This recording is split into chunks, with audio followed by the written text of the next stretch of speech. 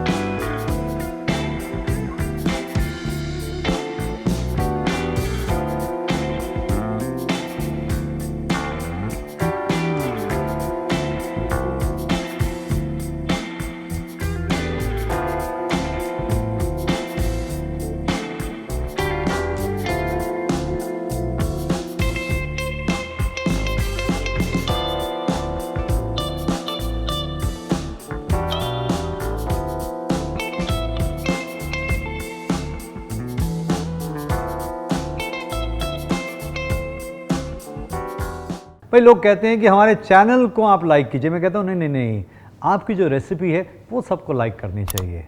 हम चाहते हैं कि आपका खाना बढ़िया बने। आप जब हमारी रेसिपी बनाएं वो दूसरों के साथ में शेयर करें। जी हाँ, असली नॉलेज शेयर करनी चाहिए, पास कीजिए उसको।